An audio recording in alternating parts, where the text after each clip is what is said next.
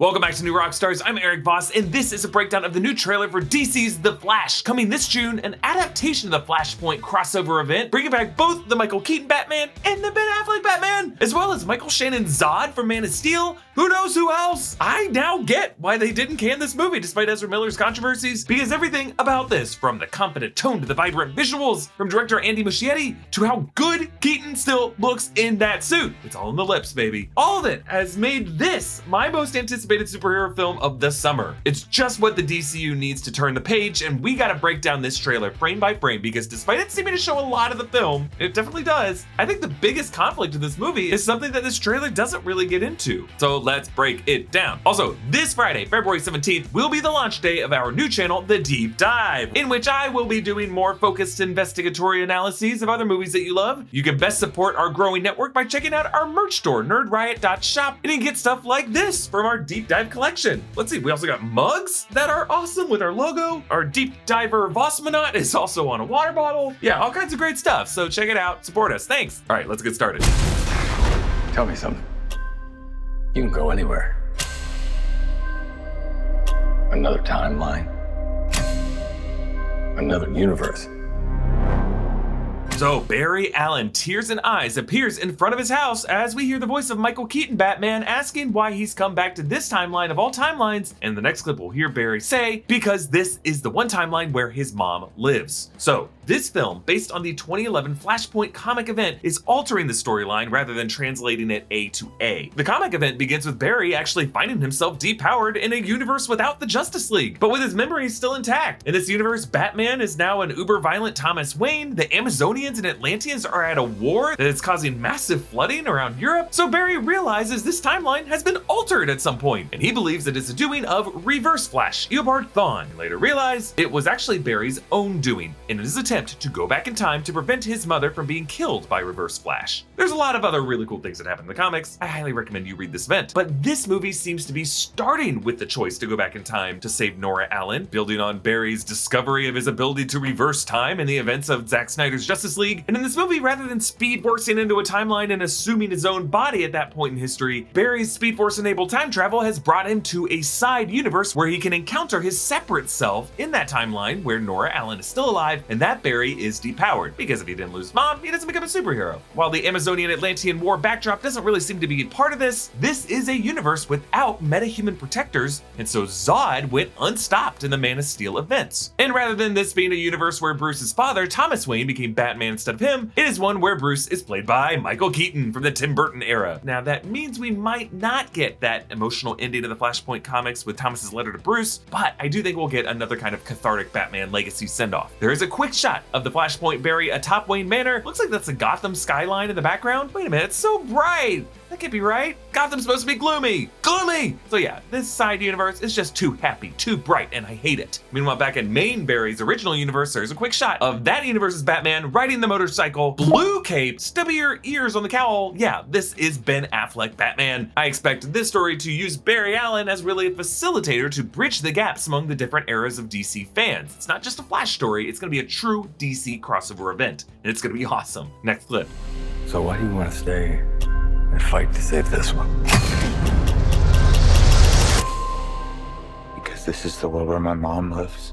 Okay, we see a hand flipping a heavy switch, which seems to trigger the editing of the trailer itself. I think one of the reasons this trailer is such a banger is they really did a good job constructing this 3-minute trailer into something that really produces its own hype. We flash through a quick shot of feet levitating off that same ledge on Wayne Manor. I think this is Sasha Calle as Kara Zor-El, Supergirl. This is Kal-El's cousin, and this may be the first moment she flies in her official Supergirl suit. Now, I love the color shifting in this trailer, from the warm golden tones of young Barry dancing with Nora in the kitchen to the colder blue tones from the moment of Nora's death. Barry's father Henry is now played by Ron Livingston, recast from Billy Crudup in Justice League. Barry's shirt in the main timeline is also shifted from yellow to blue, matching the blue wall paint. I think this color paletting will be helpful for us as the film intercuts across timelines. Next clip.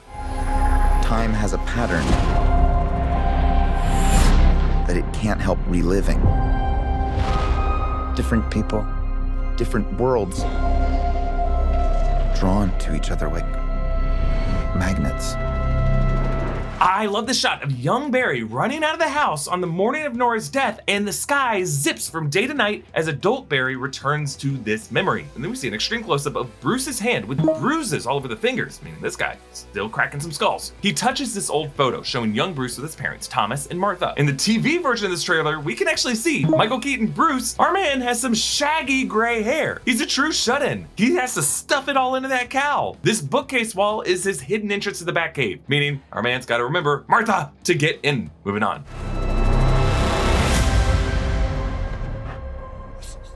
My face. So my face. If you were to go into the past, you have no idea what the consequences can be. Bruce, I could fix things.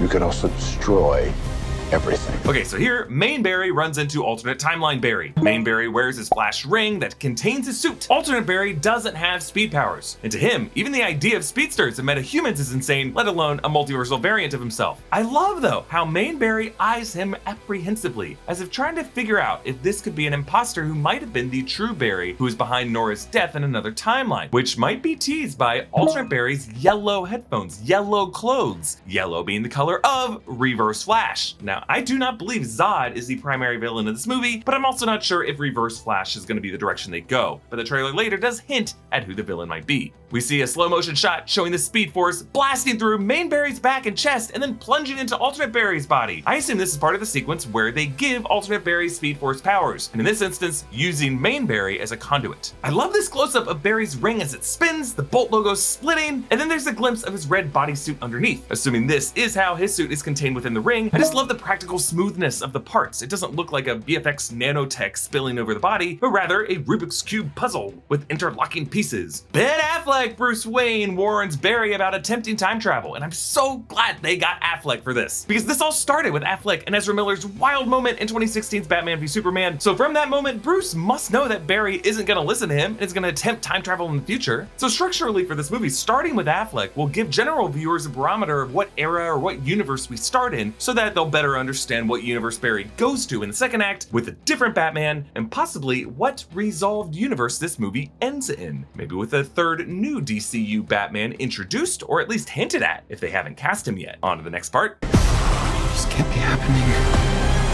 I completely broke the universe. Zod, we've been waiting for you. I created a world with no metahumans.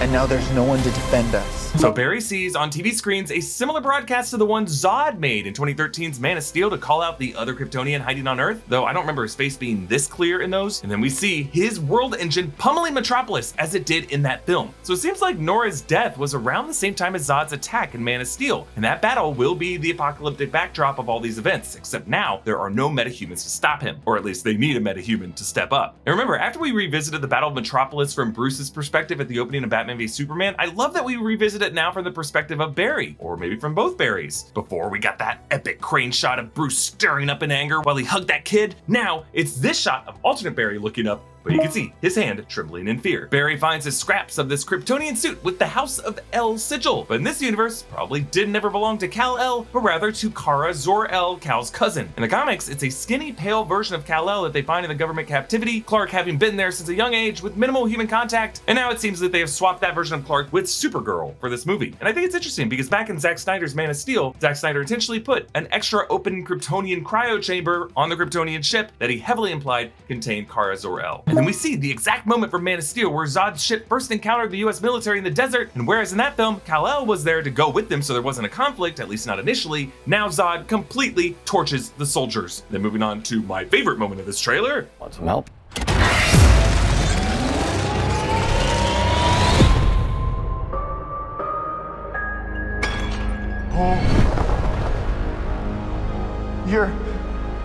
You are?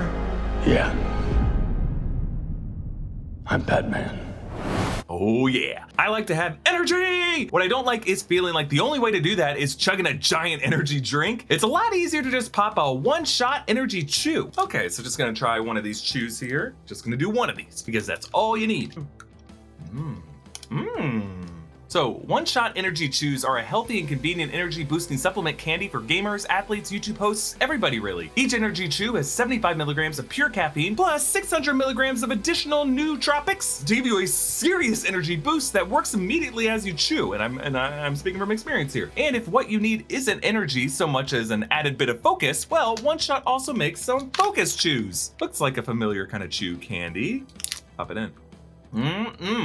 Nice and lemony and great. Focus chews really help with concentration and give you a natural boost of energy with B, C, D, and E vitamins plus zinc to help with immune system support and the amino acid tyrosine. Both energy chews and focus chews are plant-based, naturally sweetened, and designed to give you the energy and focus you need without a bunch of fillers and chemicals. Get started with One Shot Energy today by going to oneshotenergy.com/newrockstars for 30% off your order. So the berries find themselves in the Batcave, specifically with the sloped Art Deco walls and railed walkways as the Tim Burton era production design. That's clearly the Burton era Batmobile under the cover. In the TV version of the trailer, one of the berries totally uncovers it. There's a bat wing hanging from above, though I don't remember the Burton Batcave having a waterfall. Like the Christopher Nolan Batcave definitely had a waterfall. I may just be misremembering the Burton Batman films. Now the scoring is a music box rendition of Danny Elfman's classic theme, giving this whole Batcave an antique vibe. And I love the difference between the berries and the reactions. Our main berry squints up trying to decode this Batman variant, whereas alternate berry is wide-eyed, having never seen any Batman up close before, even though this is his universe's Batman. Andy Muschietti uses a similar camera movement as the dramatic glides that Tim Burton would use, but I love how the drama is undercut by not all of the bulbs being lit above Batman's head. Most are out, actually. Again, we're looking at kind of an antique store Batman. It's kind of like the opening to the Phantom of the Opera with the monkey music box playing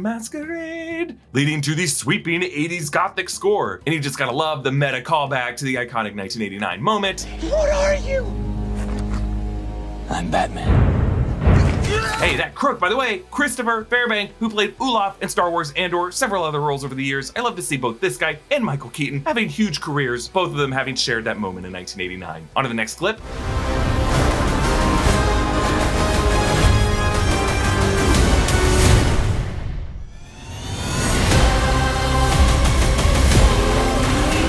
Okay, here Danny Elfman's score doesn't even try to hide itself. Batman does a 10 out of 10 dive to take out these soldiers. It looks like there's a lab at the base of a silo. Looks like the same location where Barry finds the Kryptonian House of L suit. And that lab actually kind of looks like where he transfers his power to Alt Barry. I'm assuming this is the place where they rescued Kara. The trailer editing matches this move with the two berries back in the Batcave. I always love in moments when movies double an actor and they play around with the blocking like this. Like clearly Ezra was shot on two different planes. Falling behind the berry in the foreground just sells that illusion. Actually, at one point, the studio wanted Robert Zemeckis to direct this movie, and as a director who perfected this kind of VFX and blocking in Back to the Future Part 2, and some really uncanny seamless VFX in movies like Forrest Gump, he really could have made an interesting choice to do this, but I gotta say, Andy Muschietti is totally crushing the visuals here. Okay, back to the Batfleck motorcycle chase. Armed men in an armored Humvee flip a police car. Notice many of the buildings around them are covered in construction scaffolding. We could be in Metropolis here, still rebuilding after past conflicts. A quick shot shows Kara flying upward, cradling one of the berries in her arms, maybe seeking to power him up with a bolt of lightning. Moving on. If I can't undo what I did, if I can't get back, there might not be a future.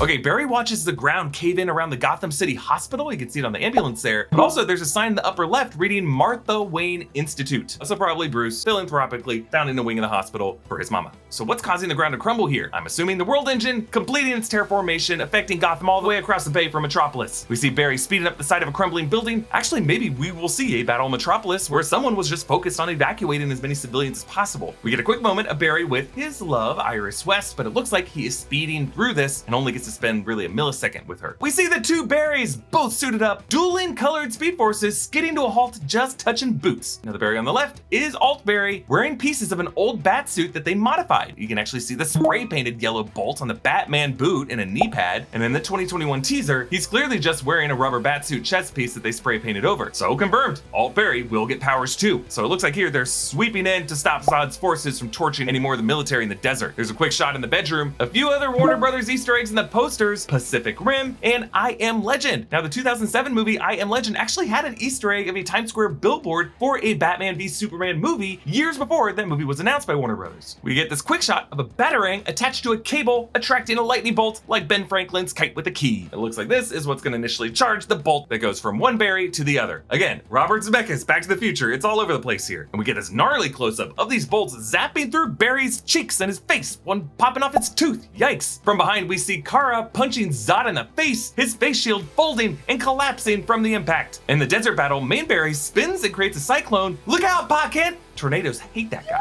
We get this quick shot of Kara with her heat vision, her House of L sigil and suit back intact. And then we get our best look at Batfleck's gray and blue suit, yellow utility belt, mesh armor plating. This looks so sick. They actually pulled off a blue and gray suit Batman in live action. It looks like right before the shot, he had to bail from his motorcycle and he's now skidding, using that grappling gun to hook the car and ski behind it. And before we move on, there's a very quick shot of alternate Barry kicking someone else trapped in a fiery cyclone. This might be the one that main Barry produced. Now we know the kicker is alternate Barry because look at that helmet. That is a Batman cowl with the ears shaved off. But in that cyclone, that is a thinner figure. I wonder if that could be a third Flash. Maybe that dark Kryptonian Flash that's been rumored for this movie. That could be the true actual villain of this movie's third act. On to the next clip. What's the play? Batman, what do we do? We try not to die.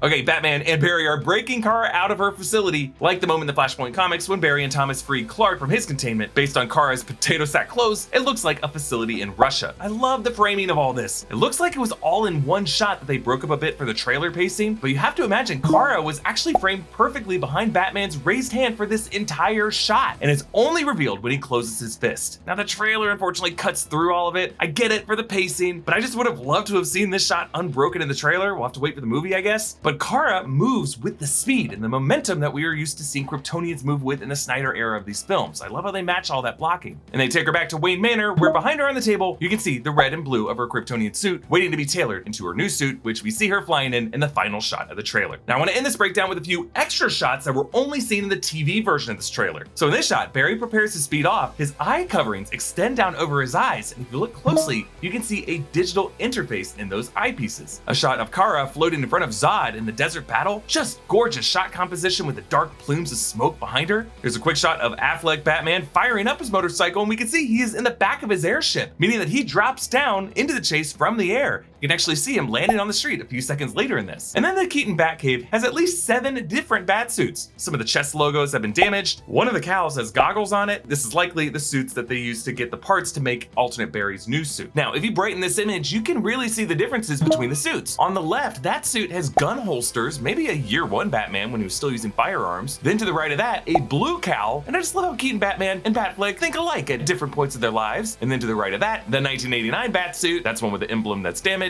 And then front and center, obviously the one he wears in this movie. And then behind that, to the right, the 1992 Batman Returns suit. And then to the right of that, a scuba bat suit. And then the one with the goggles seems to be a desert bat suit. Again, Keaton and Batfleck parallel thought. As we know, in the Batman vs Superman Nightmare sequence, Batfleck totally had a desert suit. Now again, we may not get the Flashpoint Thomas to Bruce letter, but I do think the resolution to this movie will be the formation of a new DCU. And with that clarified universe, the hint of a new Batman to set up the Brave and the Bold in James Gunn's upcoming slate. I mean, think about it. They have 2 Batmans.